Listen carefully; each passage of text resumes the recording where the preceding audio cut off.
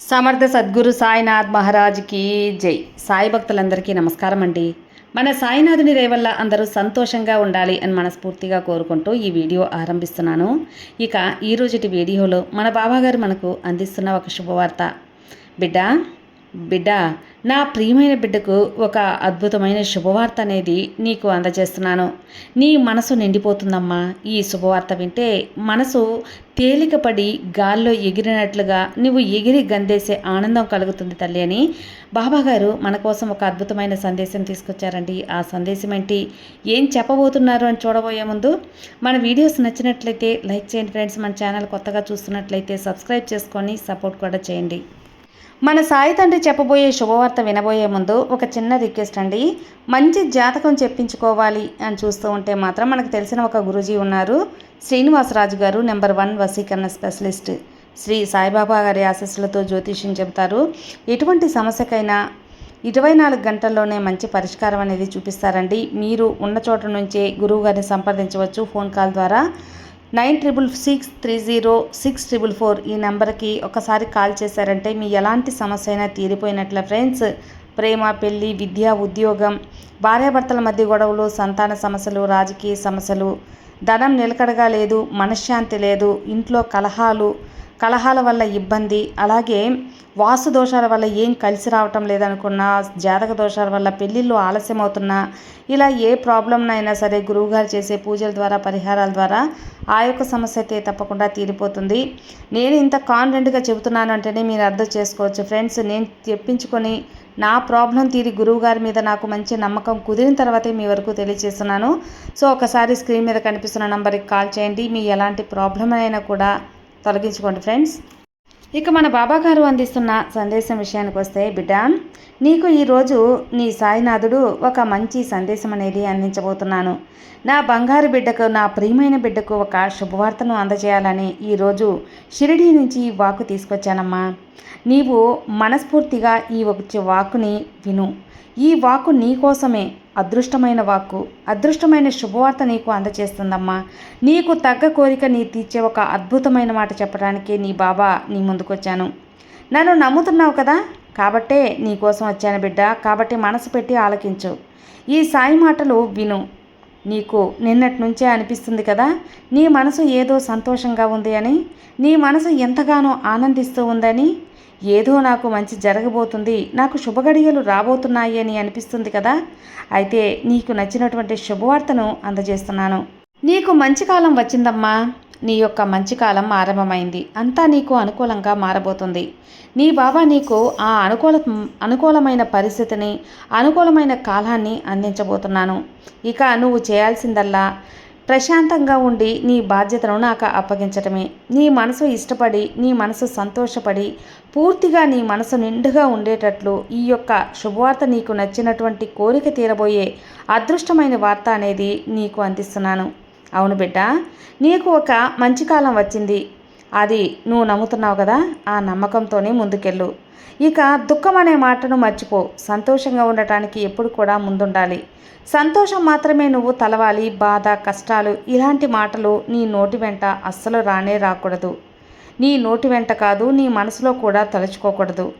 ఈ క్షణం పోతే నాకు మంచి కాలం వస్తుందని నా సాయి చెప్పాడు కదా అని కొంచెం ఓర్పుతో నీ పనులు నువ్వు చేసుకుంటూ ఉన్నావనుకో, ఆ కాలం భగవంతుడు నీకైన కాలం నీ దగ్గరే చేరుస్తాడు.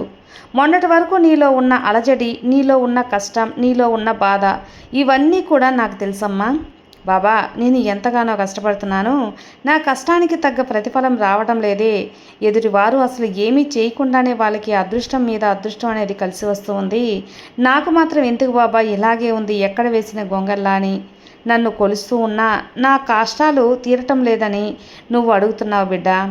నీ భక్తుని అయినప్పుడు నాకు మాత్రం ఎందుకు మంచి కాలం రావటం లేదు అని ఇతరులను చూసి నువ్వు ఎంతగానో కృంగిపోతున్నావు. అందుకే మంచి స్థాయికి వెళ్తావు తల్లి. నాకెప్పుడు మంచి కాలం వస్తుందని బాధపడుతున్నావు, కానీ నువ్వు అలా బాధపడటం తప్పు అనను. కానీ వాళ్ళని చూసి నువ్వు కుళ్ళుకుంటున్నావు అని కూడా అనను. నీ మనసు అలా కోరుకుంటుంది, కానీ అది తాత్కాలిక మాత్రమే అమ్మా. నీకైన కాలం వచ్చినప్పుడు ఆ అదృష్టం నిన్ను వరించక మానుతుందని చెప్పు, తప్పకుండా వరిస్తుంది. నీ కోరికలు తప్పకుండా తీరే యోగం అనేది వస్తుంది. అప్పుడు నీకు కష్టం అనే మాట లేకుండా మనసు నిండుగా సంతోషం ఉంటుంది. నువ్వు ఇతరులతో పోల్చుకోవడం, ఇతరులతో నువ్వు వాదు పెట్టుకోవడం మానేసి. నీకు ఒక విషయం చెప్పనా, నీకు అర్థమయ్యేలా కూడా చెప్తాను. నిన్ను ఇప్పటికే నీ మనసుకి ఒక తెలివి దొరికేలా ఒక మాట కూడా చెబుతాను విను. ఒక వ్యక్తి 22 సంవత్సరాలు చదివైపోతుంది. వెంటనే 23వ సంవత్సరంలోకి అడుగు పెడతారు. పెట్టిన వెంటనే ఉద్యోగం మంచిగా వస్తుంది. ఆ మంచి ఉద్యోగానికి తగ్గ జీతం అనేది ఆ వ్యక్తికి చిన్న మొత్తంగానే జీతం అనేది వస్తూ ఉంటుంది. కానీ ఎన్నో తలకి ఇంకొక వ్యక్తికి 25 సంవత్సరాలైనా కూడా ఇంకా ఉద్యోగం రాదు. 26 సంవత్సరంలో ఆ వ్యక్తికి మంచి ఒక ఎక్కువ జీతం వచ్చేలాగా ఉద్యోగం వస్తుంది. అంటే ఇక్కడ 22 సంవత్సరాలకి ఆ వయసుకు తగ్గ జీతం తీసుకున్న ఆ వయసుకు తగ్గ జీతమే వస్తుంది కదా. 25 సంవత్సరాలకి అతనికి తగ్గ జీతం ఎక్కువే జీతమే వస్తుంది కదా. అంతా సరిపోతుంది. కానీ ఆ వ్యక్తి చిన్న వయసులోనే మంచిగా ఆదాయం పొంది బాగా ఎక్కువ అభివృద్ధి చెందుతాడు. ఇక డబ్బు, బంగ్లా ఇలా ఎక్కువగా సంపాదించుకుంటాడు. కానీ తొందరలోనే, అంటే ఒక చిన్న వయసులోనే మరణిస్తూ ఉంటారు. అది చాలా చాలా బాధాకరమైన విషయం కదా. మరొక వ్యక్తి ఎన్నో నష్టాలు చవిచూస్తాడు. ఎప్పుడో 45, 55 సంవత్సరాలకి మంచి స్థాయికి వెళ్తాడు. కానీ ఆ వ్యక్తి 90 సంవత్సరాలు బ్రతుకుతాడు. అంటే ఆ యొక్క వ్యక్తి అనేది ఈ వ్యక్తికి రాసినటువంటి తలరాత వేరే, ఆ వ్యక్తికి రాసినటువంటి తలరాత వేరే. కాబట్టి ఎవరి తలరాత వాళ్ళదే, ఎవరి జీవితం వాళ్ళదే, ఎవరి యొక్క అదృష్టం వాళ్ళదే. ఎవరి యొక్క వాళ్ళకి రాసిపెట్టింది అదే వస్తుంది అని గుర్తుంచుకోమ్మా.